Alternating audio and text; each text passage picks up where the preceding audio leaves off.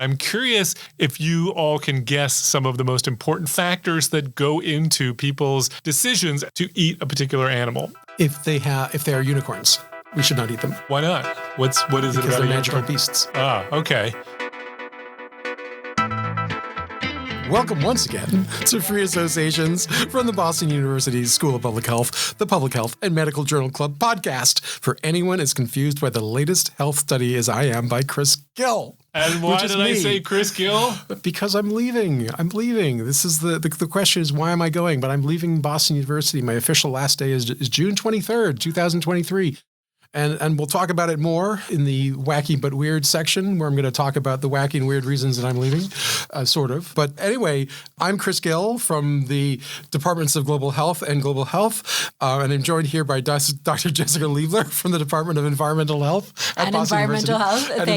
Thank you, Chris. And Dr. Matt Foss from the Departments of Global Health and Epidemiology. See, this is what happens. On his last day, I let him do the intro, and here we are. As a reminder, head on over to the Public Health Exchange website, www.pophealthex.org, BU's Hub for Lifelong Learning. And another reminder, go rate us on iTunes and all your major podcast sites to help others find us, such as, what is that, Dinger? Stitcher? No, the one that the Texera, the U.S. Air Force guy. That's not Discord? That's not a podcast app. Well, you should go over to Discord and see all our latest episodes. I don't think you're going to have any luck there. I'm going to pass this back to Matt, who's going to do the rest of this intro. Beyond which, we also have to note that it is not www. And that is still in my notes just because I knew it, but it is just pophealthex.org, right, Nick? There's no what? It doesn't matter. You can use the www, but you don't need it. That is the key point. Okay. So as Chris said, this is Chris's last episode because this is episode number 135. I think 134, 135. 135. Yeah. And I haven't been part of all of them, but I've been part of about 100 of them. Yeah. 100 seems like a lot. Oh, I just think it's fantastic that That's a lot of blabbering. Even though you're leaving, you've agreed to continue on with this podcast forever. Is that what you said? Yes. In fact, I was willing to make a weekly donation to the fund, the M. Fox Fund. Yeah. All right. So Chris, unfortunately, is leaving us. We will, as Chris says, we will talk about it more later.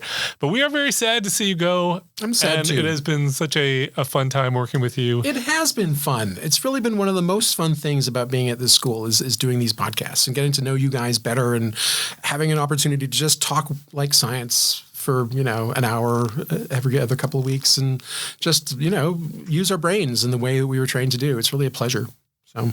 And your brain is very particular. I feel like I've learned so much from your observations, things I never would have thought of otherwise. Oh, well, that's kind of you to say. It makes me sound like I'm a weirdo, but I appreciate that. I have enjoyed the scientific rigor that you guys bring, and you always understand the methodology so much better than me. So I feel like I'm sort of trying to play catch up on the technical parts here. Well, it has been so much fun working with you on this. I do have to say I'm a little concerned. You know how when when like a president gets a second term and they don't have to run for office anymore and people worried about what they're going to do when they're completely unleashed. I'm a little worried what's going to happen on today's episode. Will they become lamb ducks? Now that lamb ducks? Isn't it lamb ducks? I don't think so, Chris. Oh. Don't know what I thought it was something to do with Easter. It does not. Okay. So we got to move on here.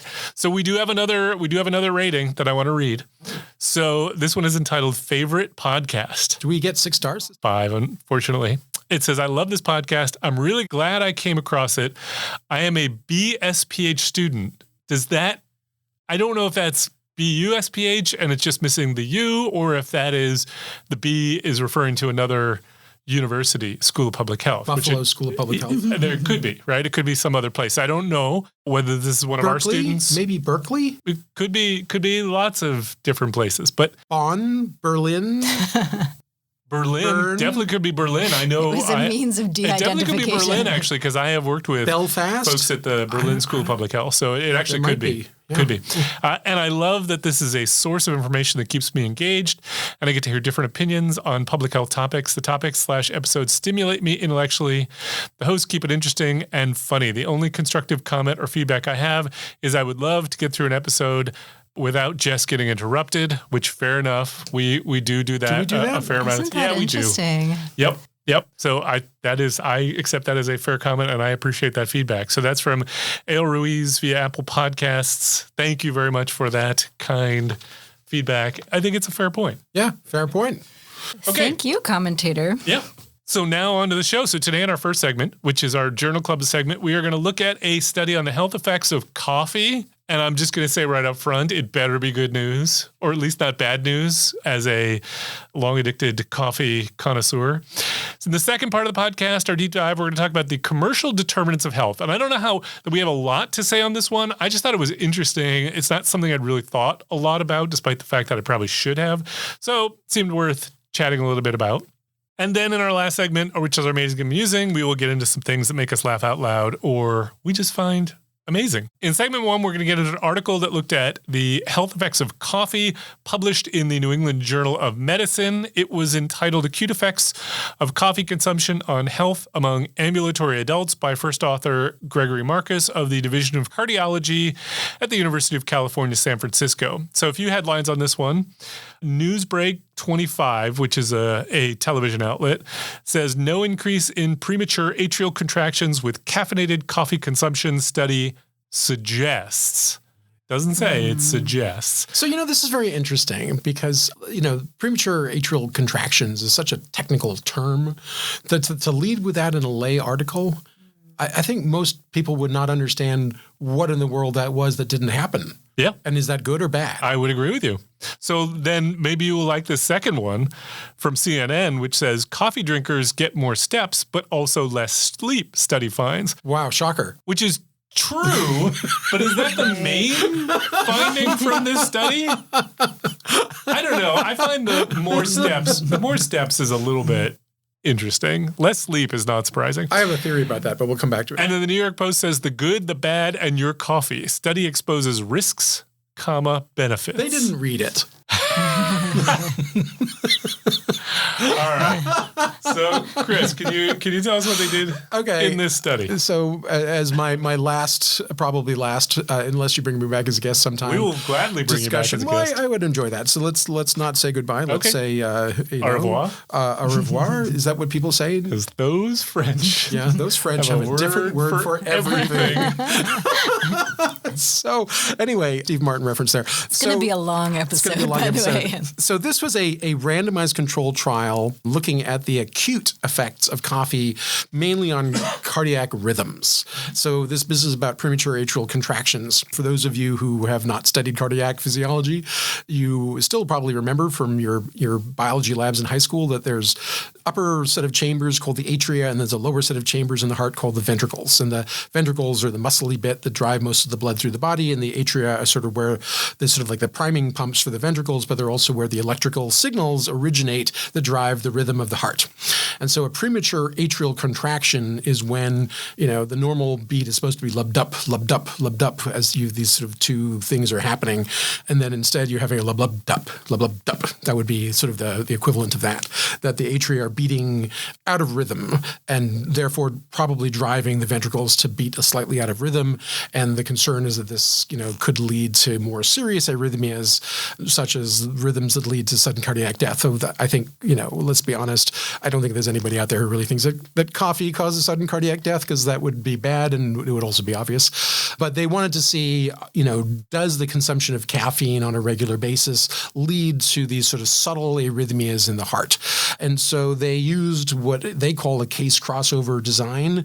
And I think you're going to quibble about the technical terminology used there. But the basic gist of it was that they enrolled 113 people, or they screened 113 people. They enrolled 100. They then randomized these 100 individuals to receive at 8 p.m. on the night before every allocation a text message saying whether the next day they were supposed to go out and seek coffee, or the next day they were supposed to go out and avoid seeking coffee and not drink any coffee. And then every day they would basically be randomized. So every participant in this study was both an active and a comparator participant in the trial, which is kind of an interesting idea, but also leads to some limitations in terms of what they can say. For example, they can't really comment on the chronic effects of coffee or abstinence from coffee, because everybody is using coffee or not coffee on average every other day. So the way they did this study, which was super clever in my view, was to fit each individual with a whole sort of panoply of weird devices to monitor them. So one of them was a step counter to see, like, I guess, if you drink coffee, do you walk around more? My guess would be yes. And another one would be a sleep monitor. Do they sleep less? My guess is yes, they probably would, because we know that that's what caffeine does. Another one was a Holter monitor, which is a continuous cardiac monitor, which was basically looking for these different kinds of arrhythmias. And they were primarily concerned with something called premature atrial contractions. And that was their primary endpoint. But they were also looking at premature ventricular contractions, which is when the ventricle beats without being told to do so by the atria. So that would be sort of an aberrant beat and slightly more, in theory, more pathological. But they also looked to see if the heart was having runs of what are called sustained supraventricular tachycardia, which means that the upper part of the heart is telling the lower part of the heart to beat way too fast. That's why it's supraventricular, because it's coming from the atria. Or ventricular tachycardia, meaning that the ventricles are going on their own and just doing their own thing without the atria telling them what to do. But either of those rhythms are, in theory, risk factors for sudden cardiac death. But of course, we're not really concerned about that, because in truth, we know that PACs and PVCs and non-sustained runs of ventricular tachycardia, supraventricular or otherwise, are pretty common. And most of these are benign, and we don't even notice them, except when we put people on rhythm monitors in the hospital and we see these things happening all the time. We go, oh, but it turns out these are just sort of normal things that happen. But the question is, does caffeine accelerate the development of these outcomes? Another thing they did was to hook them up to a continuous blood sugar monitor to see if caffeine would drive their blood sugars up or down. Mm-hmm. And then they also had them load an app on their cell phones so that when they were randomized to go seek coffee the next day, the app would follow them using a geolocator that had apparently mapped all of the coffee shops in San Francisco. This is really so funny, they knew where they were. And then they had to actually go in and they say, I have especially click, I have just had a triple latte macchiato or something with extra foam. I love this aspect of the study. And this oat is milk. so great. It's the oat milk, guys. It's all always about the oat milk. So, and then they followed him for some period of time. I don't remember how long. It wasn't that long. 14 days? 14 days. Yep. And then that was the end of the experiment. Pretty cool experiment, I thought. Super neat. Oh, they also did a DNA analysis looking at polymorphisms associated with the metabolism of caffeine. So are you a slow metabolizer, meaning that you're particularly susceptible to the effects of caffeine, versus a rapid metabolizer, meaning that maybe you can drink more caffeine and have less of an effect? I don't know. To see if that would mediate into these other primary and secondary moderate some of these primary and secondary outputs. And so they did this, and what they found, and I'll just go through the table. They found that of these 100 enrolled individuals, the median age was 39 years. On average, they drank about 1 cup a day. Their adherence was judged to be okay, meaning that there were some crossovers in both directions, that on non-coffee days, they went and drank coffee anyway, which you could totally see. You're telling me I'm not allowed to have coffee today? You got to be kidding. I've got that meeting. You're like, straight to Starbucks. Anyway, so there was definitely some non-adherence, and conversely, people sometimes were told to drink coffee and didn't drink coffee, I guess. But generally, the adherence was pretty good on these days when they were supposed to drink or not to drink. Now, in terms of their outcomes, the primary outcome was the number of premature atrial contractions per day. And in the coffee arm, it was 58, and in the non-coffee arm, it was 53, for a relative risk of 1.1, and the confidence interval is bridged 1. So effectively, no difference between the two groups. In terms of PVCs, there was a slightly bigger effect with 154 daily events in the coffee arm versus 102 in the non-coffee arm, and a relative risk that was statistically significant of 1.5. There were very, very low rates of supraventricular tachycardia or sustained ventricular tachycardia of 0.17 and 0.2 respectively, no difference. And for SVT was 0.01 and 0.01, so really no difference. So in terms of the scarier rhythms, both of these events were exceptionally rare, but there didn't seem to be any difference between them. In terms of the number of steps they took each day, it was 10,646 for one group and 9,665 for the other group. And I will leave it to you to guess which of those groups drank coffee that day. Coffee drinkers stepped more. You're right. For a delta of 1,058 steps per day with pretty wide confidence intervals. But anyway, turns out coffee drinkers walk a little more on their coffee days. And I will just, drop out the hypothesis is that perhaps that's because they were randomized to go find coffee and they had to go walk another 1,000 steps to go find their cup of coffee. It In theory, could be. It could be simply to go to the Starbucks as opposed to going to the office instead of and making a stop at the Starbucks. It definitely could be. I don't know what this is supposed to prove. So I thought this was the weakest part of this paper, frankly. Minutes of sleep, guess what? It was lower in the people who drank that coffee that day, but not that much lower. Only 36 minutes a day less. I was surprised. But they only drank 1 cup a day. Yeah, I was going to say, that doesn't sound to me as surprising. And in the table 1, they talk about the distribution of coffee intake. I was stunned by this. These are low coffee drinkers. Like, who are these people? And are they actually representative of San Franciscans? I don't buy it.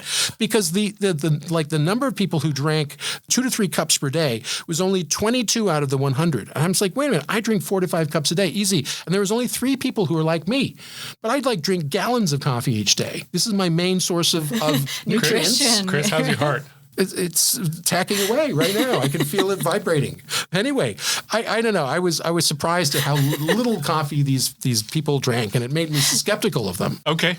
Skeptical of them as people. Like, what kind of people are these people? Like, you think they were not being truthful when they reported their coffee consumption, or the sample was biased? Or are these like pod people who live in San Francisco and don't drink lots of coffee? What is up with this? So these are just people you wouldn't want to hang out with. I don't know. It seems fishy. So they slept a little bit less, yes. And then their glucose levels were spot on, 95 milligrams. No difference. Versus 96, no difference at all. And so the conclusion is that coffee doesn't have much of an effect on anything except sleep and steps. And maybe premature ventricular contractions. What that means clinically, totally unclear, but not very scary. And so if you're worried that it's going to, like, coffee is going to cause you to suddenly drop dead of a, weird arrhythmia, I don't think this study is suggesting that that's going to happen. I don't think we believed it would beforehand, given it's the most popular drink on the planet practically. And most people don't die after they drink a cup of coffee, so it seems very unlikely this would be true. But there's no evidence that we should be worried. People walk a little bit more. Maybe that's because they're more agitated, but maybe that's because they had to go to the Starbucks to get their coffee. I don't know. And sleeping less? Yeah. Quelle surprise. So I'll leave it at there. And then, of course, we cannot comment on the chronic effects of coffee because it's like every other day they're doing something else. So what I want to know is, like, what about the people who drink 5 cups a day every day? I think we got to cut. That's the question. I think that's important. That's the question. Jess, what's your take on this one? On the whole, there were a lot of interesting things about this paper, and a lot of different endpoints and various sources of data collection, which was something going for it. And I think, I was struggling with, why was this paper published in the New England Journal? I feel like we've asked this of other papers that we've read before. Kind of what was the hook with this one? Got it into the New England Journal instead of somewhere lesser. Instead, why is this paper better than all of my papers is the question. And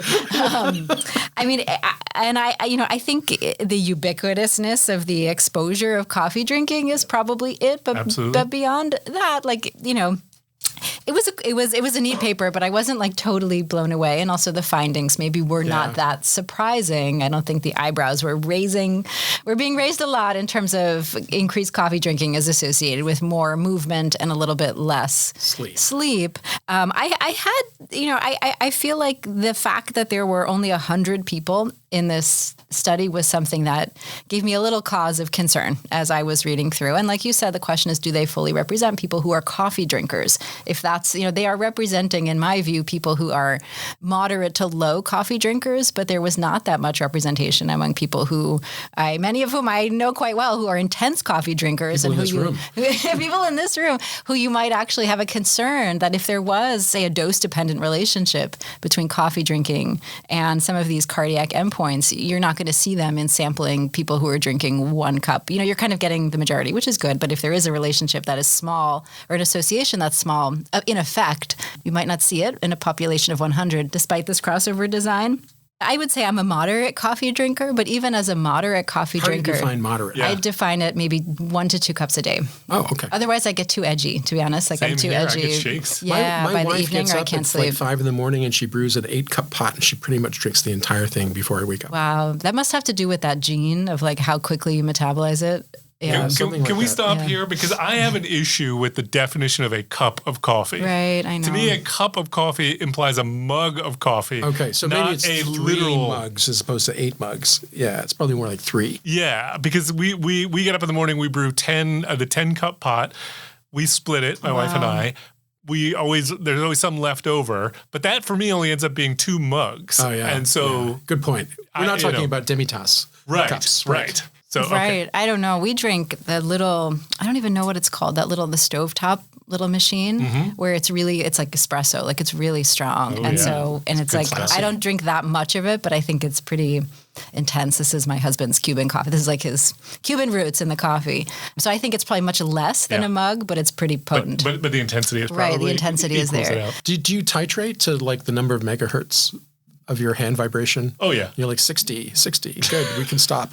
When the strobe lights effect disappears, you're like, we're there. Yep, absolutely. Gee. But so the question is, even as a moderate coffee drinker, if I was thinking that if I participated in this study and I was, and you're said, okay, in the evening, you get a text and it says, you're not going to drink coffee tomorrow. It's in the study. I'd feel that, like there'd be effects of that. It wouldn't be a totally neutral experience. No, but I'd have like withdrawal symptoms, even as a moderate coffee drinker. I'd feel it on that day. And then probably the second day I get headaches and you just kind of feel a little lethargic and I apparently sleep more and sleepy and don't walk as much. And so, yeah. Don't you think that is part of why they did this amongst the low-level coffee drinkers? Because if you are drinking 10 cups a day, you're not going to sign up for the study because you're going to feel the next day, if you don't have any coffee, you're going to feel withdrawal symptoms and it's going to be unpleasant. That's probably true. But I still, even as a moderate coffee drinker, would feel those withdrawal symptoms. And I wondered how that played into any of their endpoints here on the non-coffee days, or if it was totally irrelevant to their endpoints, which maybe it is. So it sounds like we're all kind of dancing around the question of really, to whom are these results most pertinent? Right. Mm-hmm.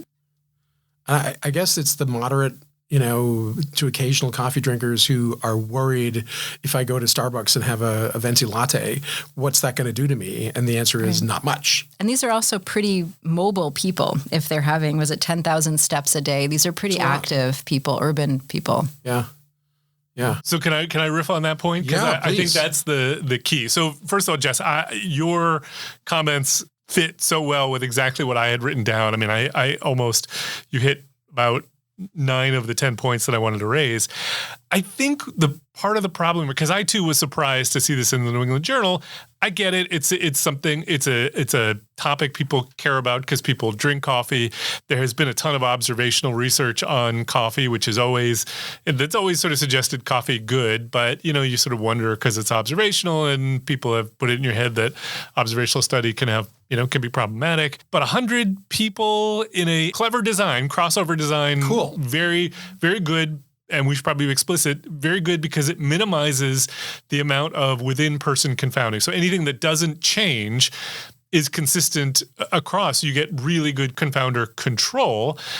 That said, of course, being told that you can't drink coffee might cause you to do other things that might affect your heart. That isn't exactly confounding. That could be a mediator. But anyway, things could change. But I think your point, Chris, about who does this correspond to, or who does this generalize to, also gets to the question of there are an infinite number of questions you could ask about coffee consumption because it's a high-dimensional exposure, right? We could ask the question, what is the effect for a person who drinks 1 cup a day to drink 0 cups a day? Or what's the effect of drinking 2 cups a day or 3 cups a day? And you could have this continuum of number of cups a day, and we could find that actually going from 1 to 2 doesn't matter, but going from 2 to 3 does matter. Mm-hmm.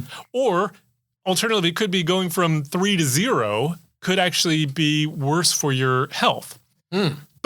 But these are all short-term questions, which have no long-term meaning. They've limited themselves, partly because of the design, but also I think partly because of the way they wanted to do this study, to hypotheses that are, what is the effect of that cup of coffee on your health, your heart health today, versus what are the effects of consuming 10 cups of coffee per day for 10 years, right? That is a very different cumulative question that doesn't get addressed here at all, in part because, as you say, they've only got the very low-level coffee drinkers in this study, and maybe the effect of a cup of coffee versus not a cup of coffee is different in those who drink more coffee. And when only have 100 people, you can't really break it down into how are these effects modified by the number of cups of coffee that people drink regularly or versus cumulatively over time, which is why I was also sort of skeptical of their DNA analysis, which I thought was a nice addition. But with only 100 people, you're not really going to be able to detect differences between those groups. So I thought it was interesting, but I think it's pretty limited in what it tells us. Yeah.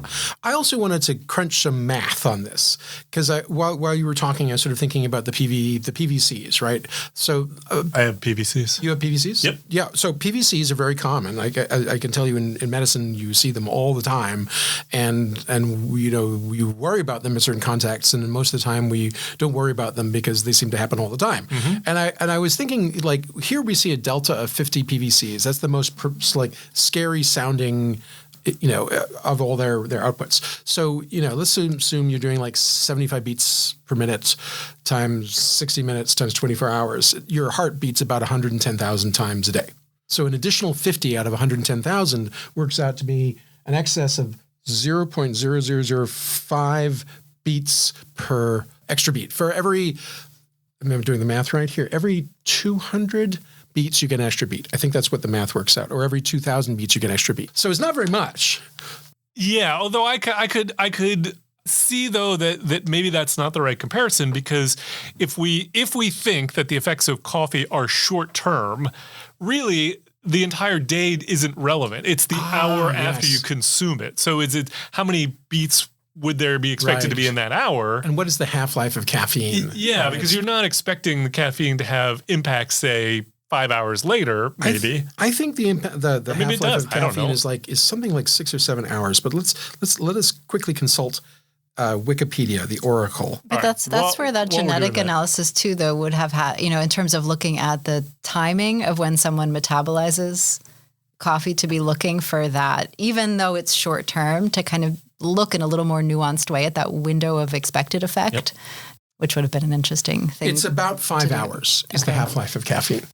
Okay, so maybe 5 hours would be a reasonable amount of time to compare. That's actually longer than I guess I would have thought. They say 3 to 7, but maybe that's the range is based on your metabolic makeup. Yeah. But in any case, their moderation effect came up with nothing. It did, although, again, with 100 people, I'm not sure you've got enough people to really say anything. Good point.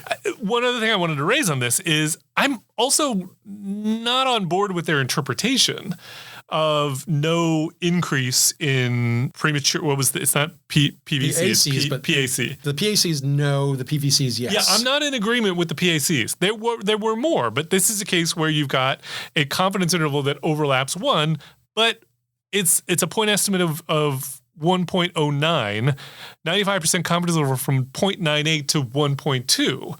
Right. The question is it meaningful? Because the difference between 58 and 53 per day. If that's not meaningful, then I would agree with their assessment. But they have a technically true statement, which is that there was no statistically significant relationship. That is a true statement.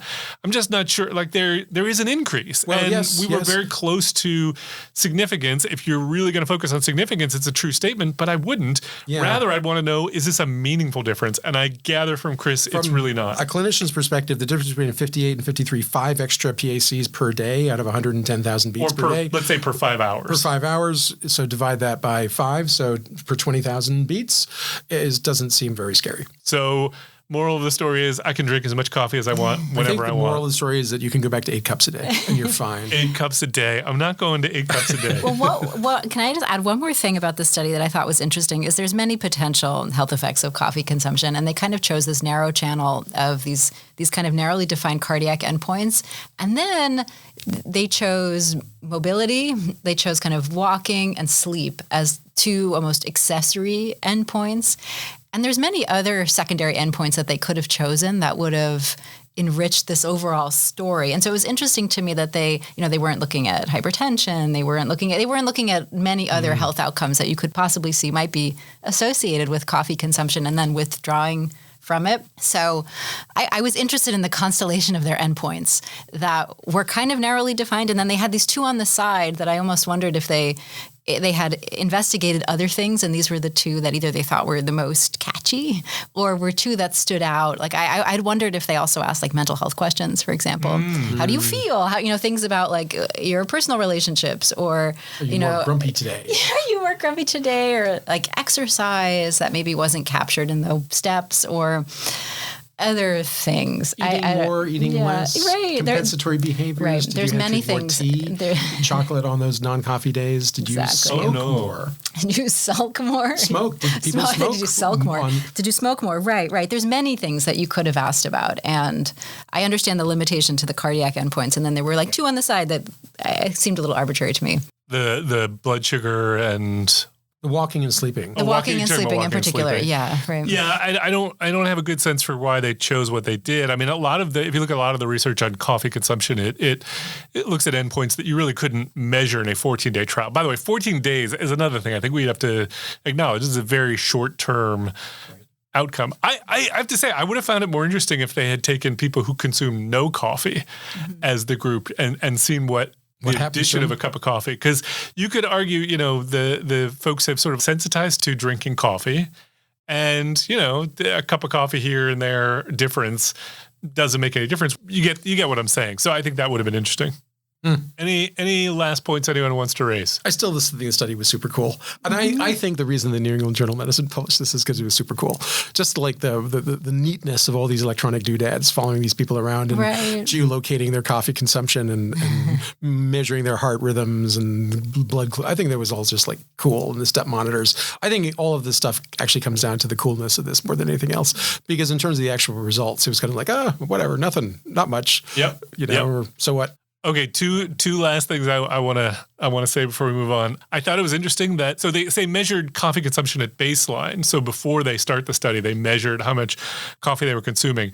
Participants often drank more than their baseline usual amounts on coffee on days. In other words, days when they were allowed to drink coffee, presumably sort of making up for the fact that they had missed like, I allow myself 2 cups a day. Yesterday I got none, so I'm drinking 3 today or 4 today, whatever it is. That's what I would do. Second of all, I love the acronym for the study, the CRAVE study, which I thought was, I'm a big fan of acronyms, as you know.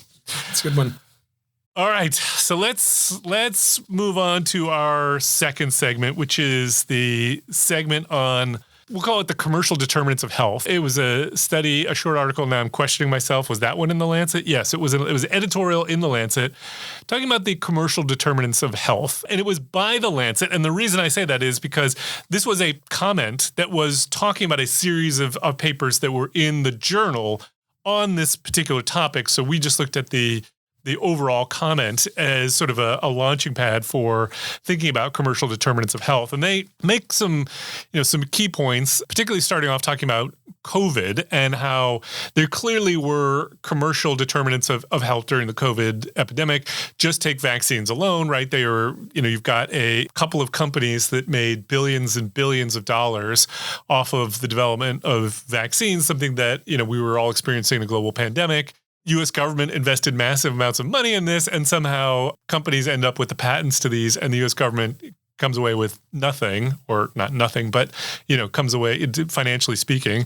And so people are making a lot of profit off of people's, in this case, beneficial health effects, but also in terms of making money off of things that are harmful. So they note that there are 4 industries: tobacco, unhealthy food, fossil fuels, and alcohol, which are responsible for at least a third of all global health deaths per year, which is pretty astounding when you think about it. Now, I tend to be skeptical of numbers like that because I feel like they're based off of data that's hard to estimate, but also then these things interact. I mean, alcohol and tobacco, it's often hard to tell whether a death was alcohol-related or tobacco-related unless there's a specific, say, type of cancer that you might be able to point to. So it's hard to determine these. So they make this case for we need to think more about an agenda for recognizing the needs to engage businesses to develop, to healthier policies, healthier products, things like that.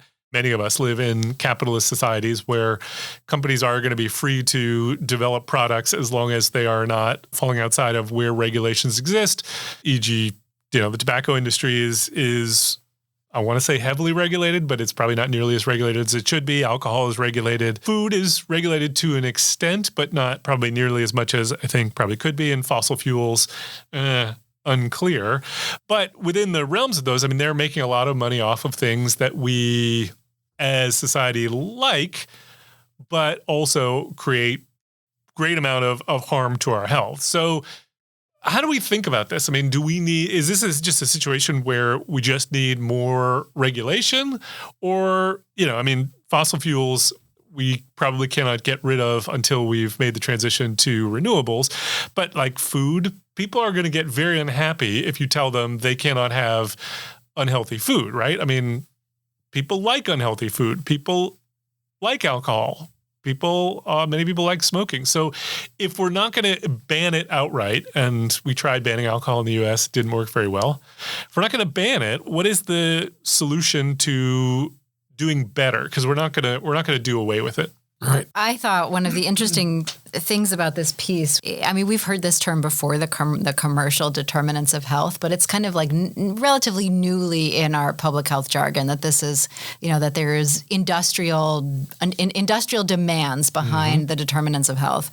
And so I think that was part of this piece and this series was kind of introducing that concept that there's business factors that drive public health, even though those are things that those of us in public health are well aware of. I think that's the big challenge, though, is what you bring up, Matt, is the idea of how do you reconcile the commercial interests with what people want. Yeah. And the health interests. And the health interests, right? That there's these business side interests, and then there's consumer interests, and those might align, but they might align in a way that from a public health standpoint, we think is unhealthy. Right? The companies produce things that people want to purchase, but then the purchase of them or the production of them leads to conditions that are not conducive to better health. And how do we do that without being the heavy hand of government kind of coming in and saying, you can't eat, Doritos and you can't smoke and kind of that regulatory hand. I mean, the goal is like, how do you align corporate interests with public health interests? And I think in the early pandemic, that was like done really effectively with the vaccine development. And then it kind of fell apart when the issue was disseminating the vaccines beyond, developed countries. But I don't know, I think it brings up really complicated issues of intervention along different scales and what you can and cannot do. I had a similar set of thoughts. I'll just try to add to what you were saying rather than repeat. My initial reactions to the commercial determinants of health and the title of this paper is that it did feel like we're coming up with a new terminology to define old things, right? We've been talking about unhealthy foods and tobacco and alcohol and exposure to fossil fuels for a very, very, very, very, very, very long time. So it's not like we're suddenly discovering something new. It is a manifestation of something that we don't often associate with public health, but is nonetheless true, which is marketing and how we market the ideas that we talk about. So here, I think the Lancet is putting a flag in the sand and saying we're going to market this thing that we're going to call the commercial determinants of health, but it is in no way a new thing. Mm-hmm. It is just clustering them in an interesting way. Now, with that said, I felt that there was a bit of an omission in how they pitched this because, we haven't read the full set of articles, or at least I haven't. So I don't know what else they said. But in the editorial, they focus on these four industries as the source of major harm. And I have no reason to doubt that. Yeah, as the biggest sources. As the biggest sources of harm to the planet. But if we can take a big step and sort of think about what it is that we do in public health. And I say this to students frequently and with somewhat, facetious intent. But I still think this is basically true, that public health largely comes down to three tasks. And I'm going to put epidemiology and biostats as not being tasks, as rather tools to achieve tasks. Yeah, I would agree but in terms of the things that we do in public health, there are one, which is the focus here, of trying to persuade people not to do things that they would like to do or to do things that they don't want to do. Yeah, we're the no fun group, right? We're the no fun group. Right. We're the scolds, we right? scold them so don't smoke, don't eat too much, don't eat the wrong things, sex. Don't have unprotected sex, wear condoms if you must, exercise and don't take drugs, right? And and we call that whole thing behavioral health. We're behavioral no challenge, and it is very hard. And then the second one is like, how do we clean up the messy environment that we've created? That is your discipline, and Jessica Liebler. Environmental health. Why haven't you sorted that out yet? Why haven't you fixed that? Yes. You've been here for how many, 15, 20 years? I know. Come on. And then the third one is giving medications.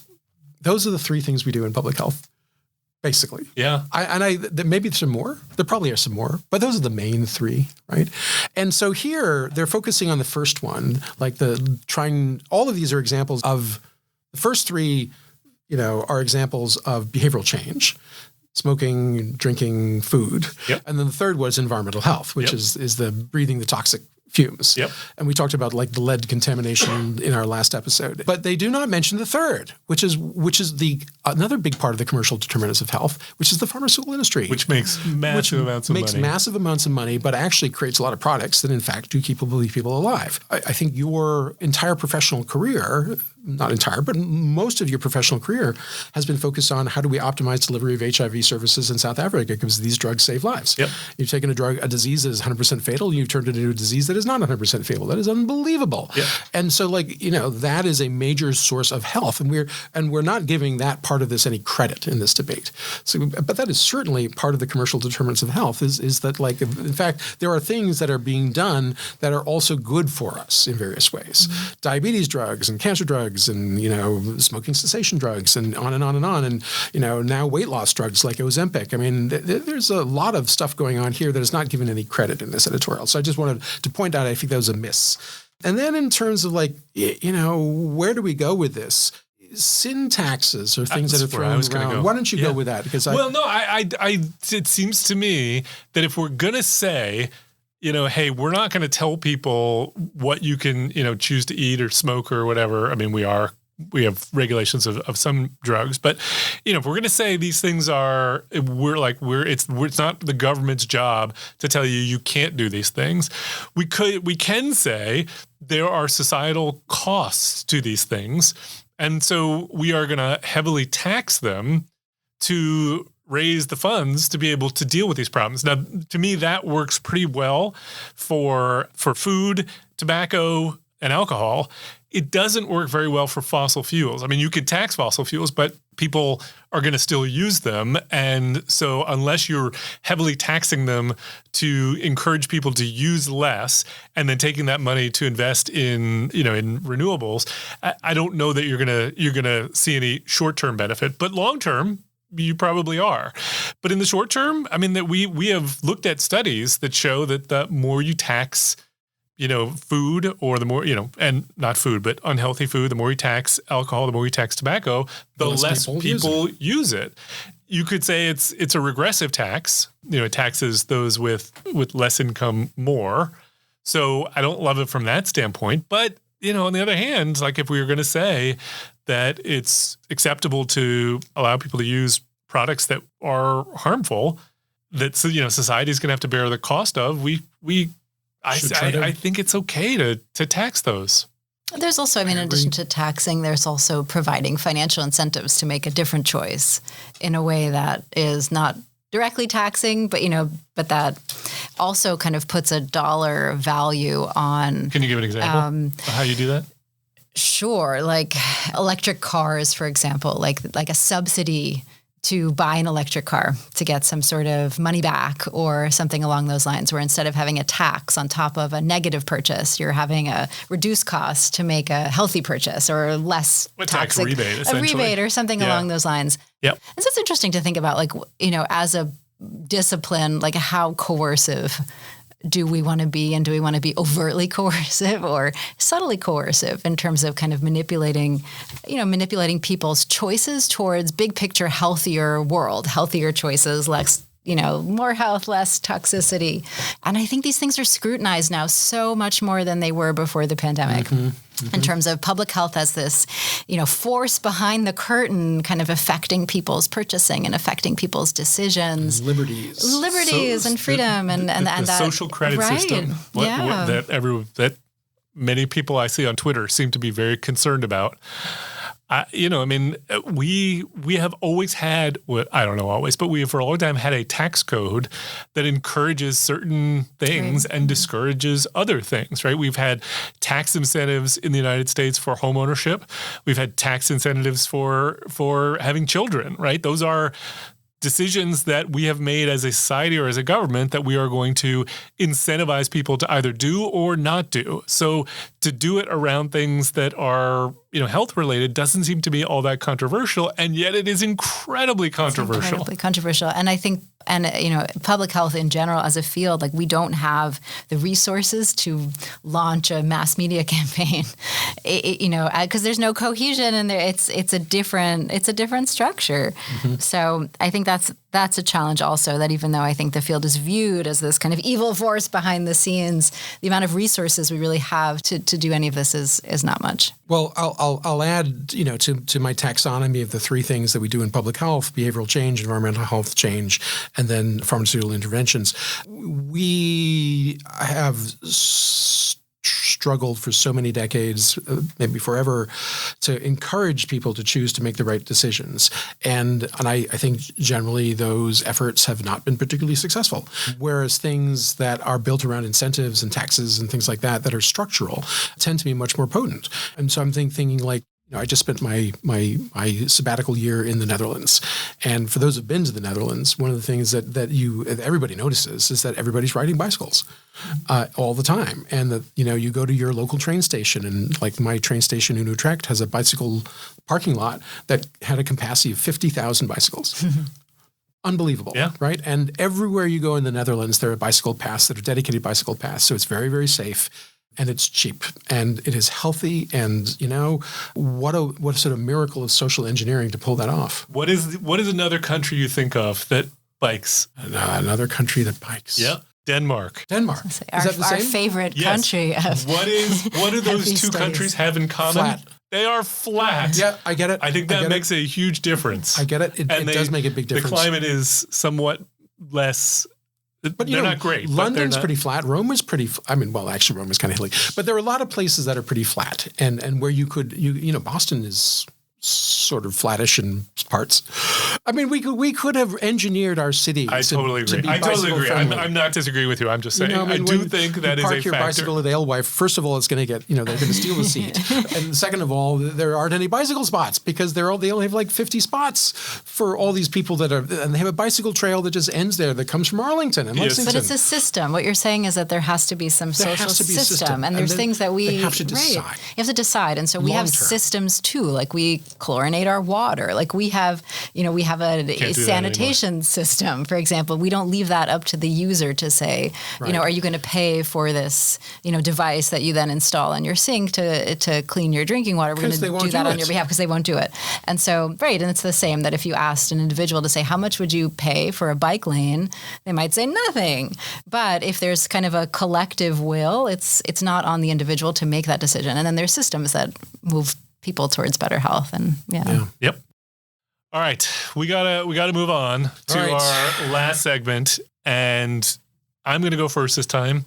So I am curious, what would you say? What would each of you? Neither one of you are vegetarians. No, but I eat a lot of vegetables. What is the strangest? I don't know what the right term is. Meat you've ever eaten? Strangest meat? Animal meat. Yes. Pickled bee larvae. That is, I suppose that is technically. Is that meat? In the meat category, sure. Crickets as like an insect. Yeah, okay, crickets. I've had raw whale. Ooh. Why raw? Well, it was in Japan, and so they would shave it thin. I've also had raw horse. Okay. Please send all of the angry emails to Chris directly. It was surprisingly tasty, by the way. There was a YouGov survey asking questions about what are the factors that go into people's decisions as to whether it is morally acceptable to eat a particular animal. And I'm curious if you all can guess some of the most important factors that people said were important or very important, I should say. Cute was in there. Pets, do people have them as pets? Pets was definitely in there. Yep. If they are unicorns, we should not eat them. Why not? What is it about? Because they're magical beasts. Okay. So let me do it. So the things that people considered most or very important the most were whether or not the animal is rare or endangered. Oh, Chris, that is why you don't eat bald eagle. Right. It's the only reason. Whether the animal frequently carries disease. People People say crickets. Crickets are okay, but cockroaches, I'm not eating a cockroach. People well, what about pigs then? Because pigs are very popular and they carry all sorts of diseases. What do they carry? They are the source of swine fever and influenza pandemics. And I don't think people really think of it in that way. Enterovirus and Nipah virus. And, so they tapeworms and they spread those, but you don't get them. But you don't get them from eating them. Trichinosis. Let's go. Salmonella. At least maybe not. No. Not right now. Trichinosis. People always worry about trichinosis. How many cases of trichinosis are there in the United States every year? Probably like close to zero. I don't know the number, but it's very rare. Like you should be much more concerned about not undercooking your chicken, I think, than has pork. A lot of bacteria, You remember Paul Bolton, by the way? I do. Our colleague, he had this fascinating before and after photograph from one of his medical boards. And in the first pictures, there's this guy who's like ripped with all these muscles with his shirt off. And in the second picture is the same guy with like who's looking like the skinny little weakling. From trichinosis. And you have to say like, what is the diagnosis? The answer was trichinosis. And the first picture was before he had been treated, and there was all muscle edema rather than muscles. Oh. So he looked like this weightlifter, but it was in fact just swollen muscles from disseminated trichinosis. Okay. I'm not saying trichinosis isn't bad. I'm just saying. But it's just rare. But my point is, I think those are, things that you get from eating the animal versus they transmit, like swine flu and things like that. But anyway, whether the animal is commonly kept as a pet, sentimental attachment to the animal, so I'd go with cuteness there. Things on the lower end were animals' life expectancy, genetic similarities between the animal and humans, how much meat a single animal produces, and the animal's intelligence. I thought it was pretty interesting to find out the reason why people consider it morally acceptable to eat some animals over others. So which animals were unacceptable on that list? So most acceptable would be chicken, cow, pig, salmon, duck. But then they get into sort of deer, rabbit, sheep are sort of in the middle. Octopus, right in the middle. Then the things at the bottom of the list, they asked about chimpanzee, elephant, cat, dog, dolphin, guinea pig. Those were the lowest. Because guinea pigs are very popular in Peru. But not in most of the rest of the world. Not very popular. We eat nutria, which are like big guinea pigs. Who's we? Well, in New Orleans, these are very popular. Okay. They're like giant swamp rats. They're like capybaras. Capybaras. Right. Okay. Yeah. I don't think I'd eat a capybara. In my early when I was a doctoral student, I did some work in the wet animal markets in China, and it was actually fascinating to me at that stage, like how it's very cultural what people will eat. Absolutely. Totally cultural. And in some of those, the demand, we're talking about kind of demand for food, the demand in some of those parts of China was really broad, much broader than what we would demand here for different types of meat, and it was almost prized to have animals that were more rare. Yeah. Dogs were purchased very commonly in a way we don't eat dogs in this country. So it's very cultural. So interesting. I agree that it's cultural because I have never understood. I mean, I'm not, don't get me wrong, I'm not going to eat cockroaches, but what is the difference between a cockroach and a lobster other than the size? They're Right. basically the same thing, right? I mean, if you're going to eat a cockroach, you're going to eat the skeleton, which you're not going to do in a lobster. But to me, lobsters are saltier. They seem kind of similar. I don't know. That's my feeling. All right, Jess, what do you got? I have one that is a little bit embarrassing, but I was drawn to it because of this title in the lay media. So I'll read you the title in the lay media and then the actual scientific title. The title here is How Some Beetles Drink Water Using Their Butts. Okay. Well, and I was like, okay, I got to click on that. Absolutely. I was like, absolutely. Clicked on that. Actually, it's an article in PNAS, which seems to publish a lot of these kind of offbeat science stories that I tend to be drawn towards. The title of the actual article is NHA1 is a cation proton antipater essential for the water conserving functions of the rectal complex in Tribolium castaneum, which is a type of beetle. And so went from crickets to beetles. Right. I wasn't so one of the things that was funny to me is that I wasn't exactly sure that this was the author's take-home point, is that the beetles were actually drinking water from their butts. But what they discovered is that there is a kind of a biological function in beetles that thrive in very arid environments where there is an organ near the rectum that can distill water from humidity in the air. Oh. And so for a long time, apparently, it was identified that beetles could draw liquid from this organ from their waste products. So their bodies would produce waste and then they would pull out liquid before it was excreted. Now they've determined that there's a particular gene that codes for this function of being able to remove humidity from the air via the rear end in this beetle. And the thought is that the beetles actually are one of the very few types of species that have survived through they're very robust to climate change. They're very robust to the Big Bang. They've survived across millennia in different forms. And so they're saying maybe the ability to extract water through the rectum is key to evolutionary survival. Why not? So this was my PNAS article of the week about beetles drinking water. It wasn't exactly that they were drinking water using their butts, but the authors were looking to try to figure out if this had anything to do with like the adaptive success of this type of insect. The world is a weird place. It doesn't surprise me that beetles can do this. I've always been suspicious of Ringo. I guess that leaves it to me to end up, and I don't have a segment per se. I was going to just take the opportunity to kind of give a long goodbye here. So the first thing I should explain is where I'm going is I am taking a position at the Gates Foundation in the vaccine development group. And exactly what that means, I'm not still entirely sure I understand all the parameters of the job. Obviously, it's going to involve a lot of work developing different vaccines around the world and considering strategic opportunities for unmet public health needs. I'm waving my hands a little bit because I think I will not really fully understand it until I'm in the middle of it. But perhaps this is a reason to come back at some point in the future and sort of give an update as to what this has turned out. But I am excited and a little anxious about this transition. Excited for all the obvious reasons, anxious because of the obvious reason that I am going to be at the bottom of a very steep learning curve again. And I anticipate feeling, vulnerable and lost and uncertain for quite some time before I get my legs firmly implanted in the ground and understand what the job offers and what I can do with it. So we will see where this goes, but it is a major change in my public health career, which I imagine will be the last third of my career. Our school has its motto, think, teach, do. Yep. And one of the beauties of this job has been the thinking and the teaching part, but not as much of the doing. And now I sort of feel like I want to transition to more do at this point in my career. So that's what I'm going to do. And again, I'll come back at some later point and tell you what exactly I did.